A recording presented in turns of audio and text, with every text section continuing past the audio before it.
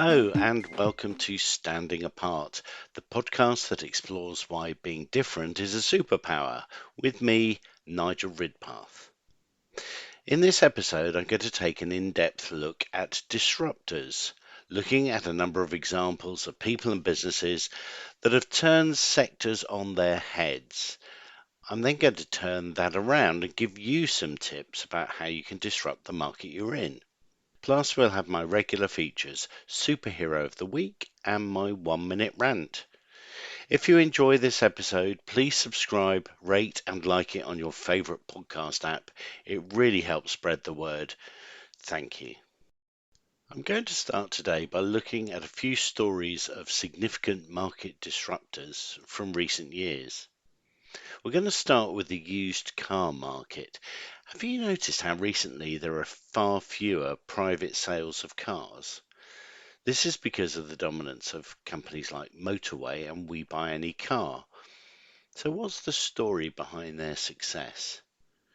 If you've ever thought about selling your car quickly, chances are these names have crossed your mind. WeBuyAnyCar, with their catchy jingles and ubiquitous advertising, practically became synonymous with selling your car fast. They were early to the game, capitalizing on the desire for a simple, hassle-free process. Get a valuation online, book an appointment, and boom, you could often sell your car within a day. This first mover advantage, combined with aggressive marketing, cemented their place in the public consciousness. But then came Motorway, disrupting the disruptor, if you will. While WeBuyAnyCar focused on speed and convenience, Motorway zeroed in on price. Their key differentiator? Connecting sellers directly with a network of verified dealers through an online auction platform. This competitive bidding process often results in sellers getting significantly better offers than they might elsewhere. So what other factors have fueled the rise of these two giants? A few key things. Firstly, changing consumer behavior. We're all increasingly comfortable with online transactions, expecting seamless digital experiences. These companies deliver exactly that. Secondly, transparency and trust. In a market where trust, let's face it, can be a bit of an issue, both companies offer a relatively transparent selling process, building confidence with consumers. And finally, scale and network effects. WeBuyAnyCar has a vast network of physical locations across the country, making it incredibly accessible. Motorway, on the other hand, boasts a huge network of dealers vying for cars on their platform. These established networks create efficiencies and make it very difficult for new players to break through.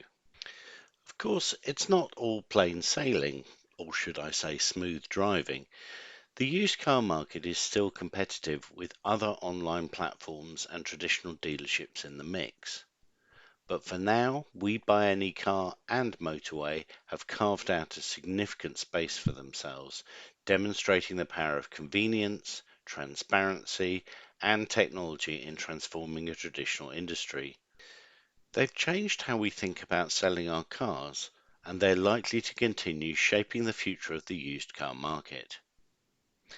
Now let's have a look into the mortgage market, a sector that's often seen as traditional and, let's be honest, a bit daunting. But one company has been shaking things up with a digital-first approach, Habito. Applying for a mortgage used to mean mountains of paperwork, endless phone calls, and often confusing jargon. Habito came along and said, there's a better way. Their core offering is a fully online mortgage application process. No more trekking to bank branches or waiting on hold. You can apply from your sofa at any time using their user-friendly platform. The digital-first approach isn't just about convenience, though. Habito uses technology to automate much of the process, from gathering your information to comparing thousands of mortgage deals from across the entire market. This means faster processing times and fewer errors, a win-win for everyone.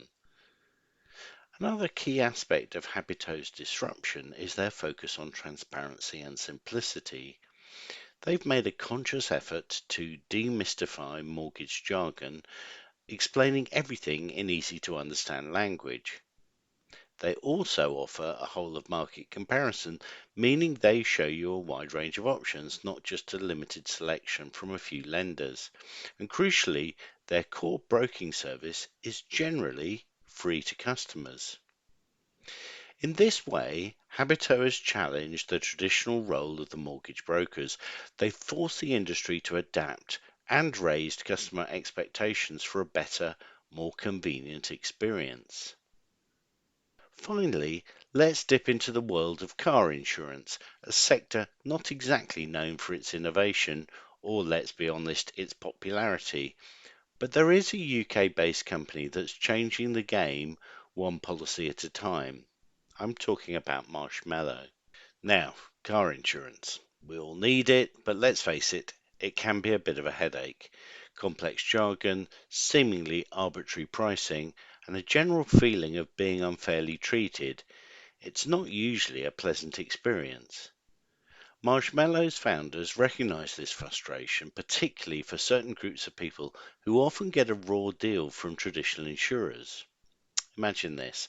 You've been driving safely for years in another country, you move to the UK, and suddenly you're treated like a brand new driver, facing sky high premiums.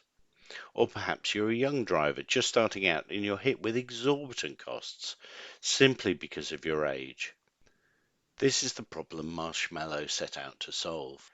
Their approach is built on two key pillars, inclusivity and technology. On the inclusivity side, they're tackling the issue of unfair pricing head on. They understand that traditional insurers often rely on limited data, which can unfairly penalize certain demographics. So, what did Marshmallow do? One example is that it decided to recognize international driving experience, a huge plus for newcomers to the UK. This simple shift acknowledges the existing skills and experience of drivers, regardless of where they gained them. But it's not just about good intentions. Marshmallow backs its inclusive approach with cutting edge technology. They're heavily data driven, using sophisticated algorithms and machine learning to assess risk more accurately. They look beyond the usual factors like age and credit score, potentially considering a much broader range of data points. This allows them to build a more nuanced picture of a driver's risk profile and offer more personalized and importantly fairer pricing. And let's not forget the digital experience. Marshmallow is a digital first company. Everything from getting a quote to managing your policy and making a claim is done online or through their app. This not only provides convenience for customers, but also allows Marshmallow to collect valuable data and constantly refine their risk assessment models. Again, it's a win-win. So what's the big picture? Marshmallow is disrupting the car insurance industry by challenging traditional underwriting methods and focusing on customer experience. They're demonstrating that it's possible to offer fairer, more inclusive insurance by leveraging data and technology. They're forcing the established players to rethink their approach, and that's good news for everyone. It shows that even in an industry as traditional as insurance, there's always room for disruption, for innovation, and for a fairer deal. But ultimately, have these disruptors been successful? The short answer is yes, by many measures they have. All four of the companies mentioned aren't just businesses that have come up with a good idea, they're stories of tangible success. First off, we're talking serious growth. They've built a substantial customer base in a relatively short time. This isn't just a few early adopters, we're talking real market penetration, and that growth is backed up by serious financial backing. They've secured significant funding from investors, which is a huge vote of confidence in their business model and future potential. This funding has also led to a significant increase in their valuation, further demonstrating their financial success. But it's not just about numbers. They're also getting positive feedback from the people who matter most, their customers. Reviews consistently highlight their easy-to-use platforms, transparent pricing, and solid customer service. In sectors not exactly known for their customer-centric approach, this is a major win. And it's not just customers. The industries themselves are taking notice and asking themselves serious questions about their future directions.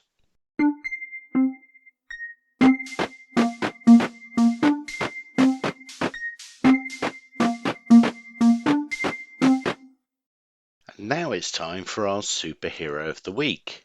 Before each episode, I trawl the internet to find someone or a business that is doing an amazing job of standing apart.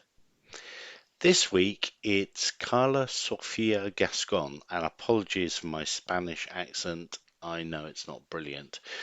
Carla is a Spanish actress who has made history by being the first transgender woman to be nominated for a Goya Award, one of the most prestigious film awards in Spain. Her nomination was in the Best New Actress category for her role in the film Voy a pasármelo bien, which translates as I'm going to have a good time, a musical comedy set in the 80s. In this film, Gascon plays a teacher who helps a group of children organize a music festival. Her performance has been praised by critics, highlighting her charisma, comedic timing, and the naturalness with which she approaches a character who, while not specifically written as a trans woman, she imbues with a particular sensitivity from her own experience. This week, Gascon won the Golden Globe for Best Performance by a Female Actor in a Motion Picture, Musical or Comedy for her role in Emilia Perez. This is a significant win as it marks the first time a transgender woman has been nominated and won in a film category at the Golden Globes. So well done, Carla Sofia Gascon, you are my superhero of the week.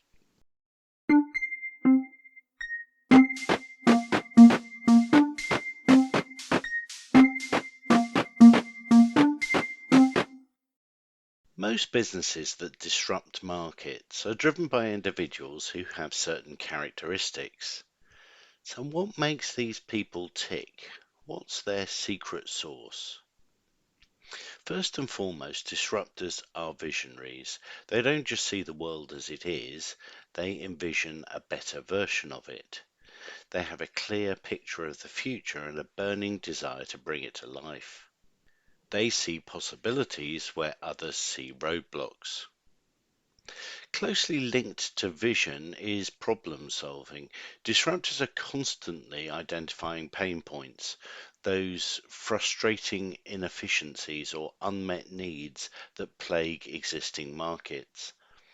They're not content with the status quo, they ask why not, and then set about finding innovative solutions. Take Sarah Blakely, the founder of Spanx. She identified a problem, the lack of comfortable and flattering undergarments, and created a solution that revolutionized the shapewear industry. Now, disrupting anything inherently involves risk, and these individuals are comfortable with it. They're not reckless, but they're willing to take calculated risks to pursue their vision. They understand that failure is a possibility, but they don't let that paralyze them. And that brings us to resilience and persistence. Disruptors face setbacks, often many of them, but they don't give up. They learn from their mistakes, they dust themselves off, and they keep pushing forward. So, if you think about Colonel Sanders, the founder of KFC, he was famously rejected hundreds of times before finding success with his fried chicken recipe. His persistence ultimately created a global fast food empire. Disruptors are incredibly adaptable. They can quickly adjust their strategies based on new information or shifting market conditions. They're agile, flexible, and willing to pivot when necessary. You might know the story of Alex Chesterman, who founded LoveFilm, which later merged with Amazon's Prime service, but he then went on to found Zoopla and Kazoo, and he's demonstrated a remarkable ability to identify emerging trends and adapt his business models accordingly, moving from DVD rentals to online property and then car sales. Another crucial characteristic is a deep understanding of their target audience. Disruptors are intensely customer centric. They focus on providing value and solving real problems for their customers.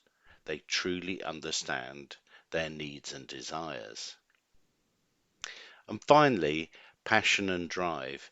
Disruptors are deeply passionate about their vision, and this passion fuels their efforts, inspires others to join their cause, and ultimately helps them overcome the inevitable challenges they're going to face. It's the engine that keeps them going. So, to recap, vision, problem solving, risk taking, resilience, adaptability, customer focus, and passion. These are the key ingredients in the DNA of a market disruptor. They're not just business people, they're change agents, shaping the future of industries and, in some cases, the world. If you haven't already, go back and listen to episode 4 of this podcast series, my interview with Kim Simmons. She has all of these attributes.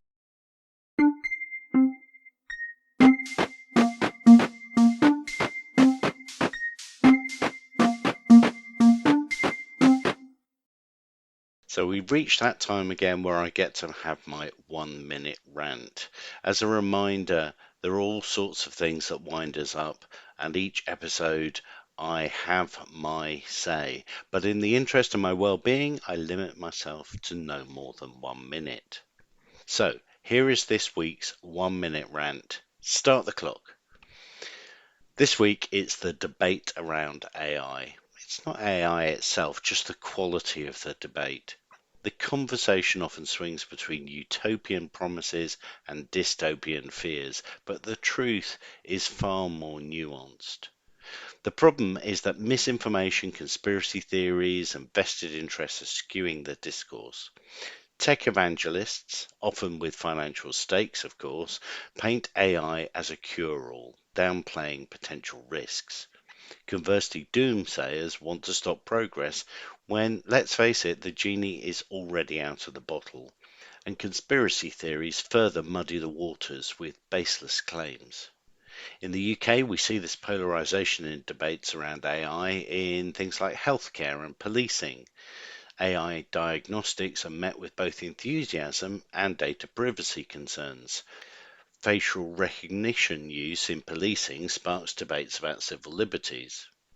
We need a more balanced conversation, moving beyond extremes and acknowledging both benefits and risks. We must be critical of both utopian and dystopian narratives, focusing on evidence and ethics. We must also be wary of vested interests skewing the narrative. Only an informed and balanced public discourse can ensure AI benefits society. Stop the clock. In the final part of this Disruptor special, I'm going to equip you with some tools to change the game. We're not just talking about incremental improvements, we're talking about how you can foster disruptive thinking and create real change. So how can you and your business become a force for disruption? Let's explore some key strategies.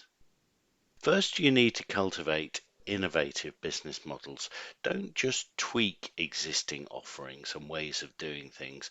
Think about entirely new ways of delivering value. Ask yourself, how can I completely reimagine this process? Look at how Deliveroo transformed dining by creating a delivery platform. Could you create a similar platform in your industry? Could you disintermediate existing processes? Secondly, embrace technology. It's amazing how many of the examples we've looked at today are good applications of technology to a traditional sector. So explore how technology can create new products, services, or platforms that solve problems in unique ways. Don't just adopt existing tech. Think about how you can leverage emerging technologies like AI or even virtual reality to create something truly disruptive. Next, cultivate agility and flexibility within your team or organization. Be prepared to adapt quickly to changing market conditions and customer needs. Avoid rigid processes and encourage experimentation. Think about how Brewdog, for instance, constantly adapts their offerings to stay ahead of changing consumer tastes. How can you build that sort of adaptability into your own approach? I'm a great believer in the phrase fail fast. Try something, keep your ears and eyes open, and back up quickly if it's not working out. Try and foster a customer focused culture. Prioritize customer satisfaction and build that culture that's obsessed with providing exceptional experiences. Truly understand your customers' pain points and focus on solving them. Always look at things through your customer's eyes rather than internally facing perspectives. Become data driven. Use data and analytics to understand customer behavior, market trends, and your own business performance. Use this data to inform your strategy and make smarter decisions. I've spoken to too many companies making strategic decisions on hunches. And guess what? Success rate is not that high. Think about how you can use data to optimize your operations. How can you use data to gain a competitive edge? Embrace experimentation. Create a culture where it's okay to try new things and even fail. View failures as learning opportunities and use them to refine your approach. Remember, disruption rarely comes from playing it safe. And finally, don't be afraid to challenge the status quo. Question established norms and be willing to go up against traditional ways of doing things. This is perhaps the most important element of disruption. Don't be afraid to be different. After all, as this podcast attests, it's a superpower. So to recap, develop innovative business models, embrace technology, cultivate agility, foster a customer-focused culture, become data-driven, embrace experimentation, and challenge the status quo. These are the key strategies for becoming a disruptive force. It's not about being bigger or louder. It's about being smarter, more innovative, and more focused on solving real-life customer problems. So we're coming towards the end of the show. I hope you found this special deep dive into market disruptors insightful. If you did, please tell your friends. Remember, all of the previous episodes are still available, including deep dives into both the retail sector and the music industry, and a fascinating interview with Kim Simmons about legal tech. We're always keen to hear from you, particularly for our listeners' questions feature. Please send your questions to standingapartpod@hotmail.com. And we're also looking for sponsorship for the show. If you want to discuss cost-effective sponsorship options, again, please contact us at standingapartpod@hotmail.com. This show can only survive with people listening to it regularly, and no matter how good we make it, we have to beat the dratted algorithms. So every subscribe, rating, and like that you give it on your favorite podcast app really makes the world of difference. Go on, do it now. Thank you. Until next time, whatever you do, stand apart from the crowd. Standing Apart is a Sun Bear Consulting production.